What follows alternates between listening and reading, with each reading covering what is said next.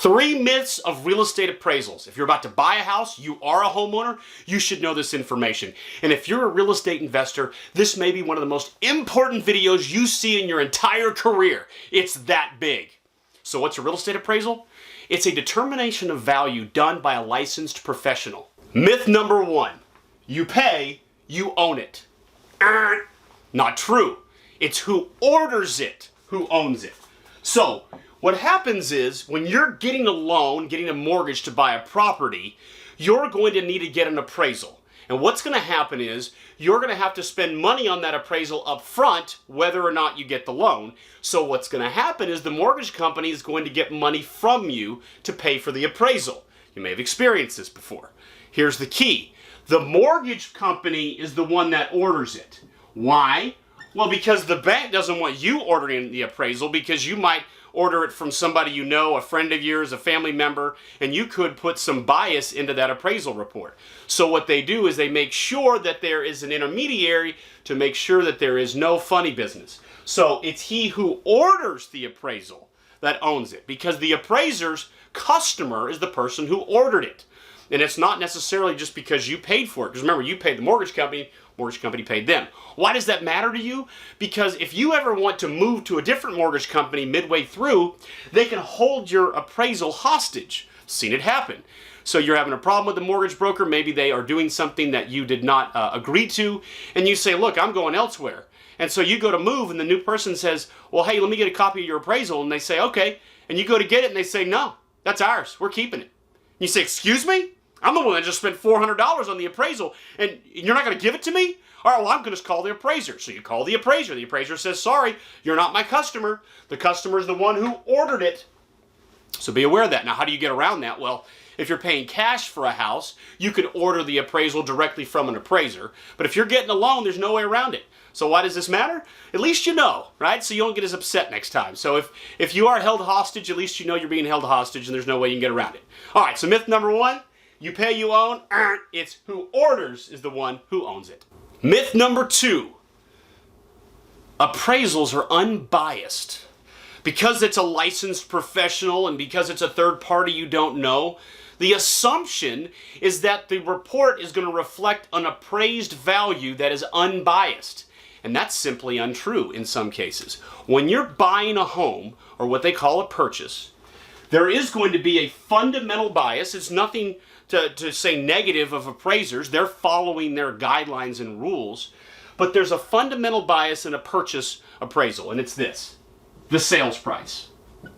The first rule in appraising is that whatever the buyer and the seller agreed to, that should have the highest and most influence on the appraised value. Because fundamentally, that is the appraised value.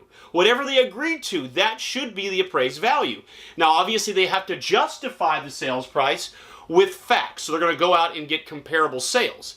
But how this becomes unbiased is because if this is the fundamental anchor in a purchase appraisal, they're going to pull comps that help justify this amount. And then what they're going to do is they're going to make adjustments within the appraisal report. You know, 1-car garage versus 2-car garage, a half-acre lot versus 2 acres. They're going to make adjustments, and they're magically going to set the appraised value very close to the sales price. Have you ever noticed that? Maybe talk to some people in real estate. Magically, almost all appraisals are very close to the sales price. Why? It's because they're biased. This is their anchor. And I know a lot about appraising. I have family members that have been appraisers for 30 years. Look, I've been in this business a very long time. This is how it works. Now, if you're getting a refinance appraisal, it's biased in a different way, and I will go into that into myth number 3. But myth number 2, be aware, it is a biased report if it's a purchase. What we do when we're purchasing property as an investor is, this is a very important point. We tell the appraiser that we're not going to give them the sales price. You're not going to get it. Now, we do have an agreement with the seller, and we tell them straight out, you're not getting the sales price. You can't use this to bias your report. You have to do the report based on the facts of the most comparable closed sales. You need to use that as your basis, not the sales price. And so that's how we get around this bias when we're buying property, when we're ordering the appraisal ourselves. But if you're getting a loan, sorry, you can't do that either. They are going to be biased. They will know what the sales price is, and they will make sure that the report comes in real close to the sales price. Myth number 3, and if you're a real estate investor, listen carefully, turn up the volume. This is critical for you to know this. So the other myth here is that the appraised value is the market value. Not true. Here's the real story. So what's happening is, as we've already learned, sales price can bias an appraisal report. Now, that is not necessarily a problem if it's on the market, on the MLS, and there's a rational seller, there's a rational buyer, it's on the market for a long enough period of time, neither of them is overly motivated, and they come to a general conclusion on what the sales price is going to be. That ultimately is a great predictor of market value. That is market value. Problem is, you're a real estate investor. What if you're buying a property from a seller off market and you're getting a great deal? What if it's a great deal and way below market value? Well, that sales price, if you tell the appraiser the sales price, that's going to impact the actual report, right? So it's going to change the market value. So what is the market value? Well, to me, the market value is a prediction. It's a prediction on what the property is going to sell for on the open market. So sometimes the appraised value is the market value because it was a standard sale and it was a standard buyer and a standard seller. But we know that there's all kinds of motivations that go on. Sellers that need to sell quickly, buyers that need to buy quickly. And so what can happen is sometimes in the haste and the emotion of buyers and sellers, the purchase price is not necessarily what it would normally sell for in a normal market condition. And why does that matter? Because as a real estate investor, you have to predict correctly. If you make a mistake and you predict that the property is going to sell for $50,000 more than it ends up selling for, you just missed $50,000 in your calculations, which could mean you lose money or you lose a lot of profits. And then vice versa. What if you predict lower and you make too low of an offer to the seller doesn't accept it, seller goes to a different investor, sells it to that investor, that person ends up making great money because you predicted too low. Either way, a bad prediction is making a bad real estate investing decision. So you have to predict carefully what the property's truly going to sell for when it goes on the market, whether fixed up or just in its as-is condition. Now, an appraisal can help you with that prediction, but it's not necessarily going to give you that. And that's where so many of the problems occur with real estate investors. They rely on the appraisal report and what that appraised value is to be their predictor. Here are some ways in which an appraisal can go astray and distance itself from the market value. We've already talked about sales price if the appraiser already knows about it. Here's another one. What happens is when they're comparing on the appraisal report the different closed sales, what they ultimately do is they compare it not only based on features, 1-car garage versus 2-car garage, but square footage. And they determine a price per square foot. Okay? And that price per square foot becomes their normalizer for comparing house to house. And this is where things can be led astray. They're following their rules, nothing negative against appraisers or appraisals.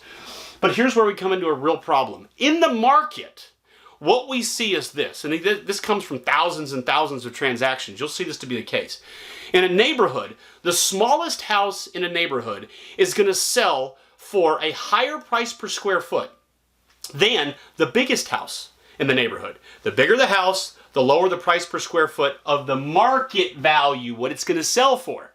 However, as an appraiser, within certain rules and boundaries, they can pick certain comps and they can make a house appraised for more on a price per square foot basis by taking the lower square footage homes, let's say 2,600 square foot homes, comparing it to a 3,100 square foot home, and they use the 2,600 square foot price per square foot to compare it to the bigger house, and voila, you got a higher appraised value, but that's not what it's going to sell for.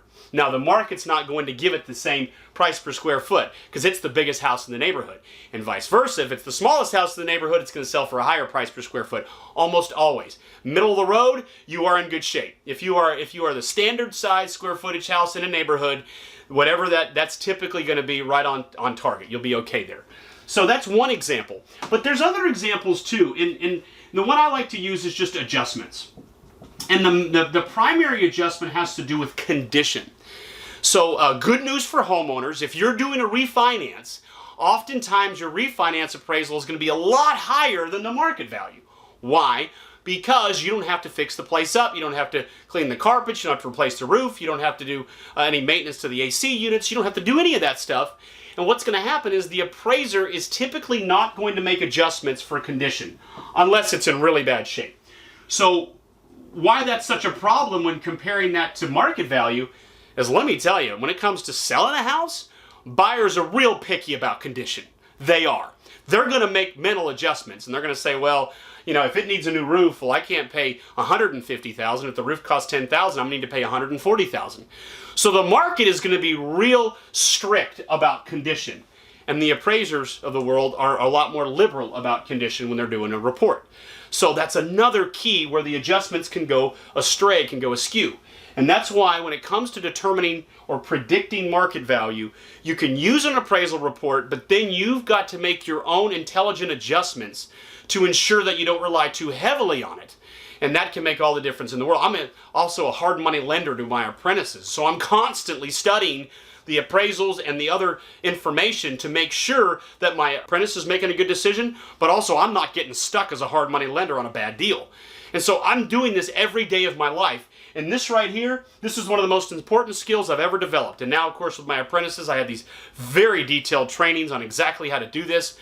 In fact, I've got a great video, Determining Property Value the Right Way. That's a wonderful introduction to more detailed understanding of how to determine or predict this market value. All right, well, what are these three myths? Real simple. If you pay for it, it's not that you own it. It's only if you order it that you own it. If you think that appraisals are completely unbiased because it's a third-party professional licensed appraiser, you'd be incorrect. They are very biased by the sales price. They have to be. It's part of the rules. And myth number 3, the appraised value is not always the market value. And if you're a real estate investor, you got to be real careful of myth number 3. All right, well, I'm Phil Pustialski. Thanks for watching this video. And if you have questions, comments, concerns, put them down below here. I carve out time on my schedule to jump in and join that conversation. And I give away my book, How to Be a Real Estate Investor, for free on these videos if you don't already have it. And if you're not already a subscriber, please subscribe and make sure you get notified of my new videos. I don't post these things very much. I've been around for over 10 years. This has been my life, my passion to share great information. And so in order for you to know when I put a new video out, make sure you get notified. And lastly, I want to direct your attention right back to that video, Determining Property the Right Way. It can be a game changer for you in making good decisions as an investor. Well, thanks so much for watching this video. I'll see you on the next one.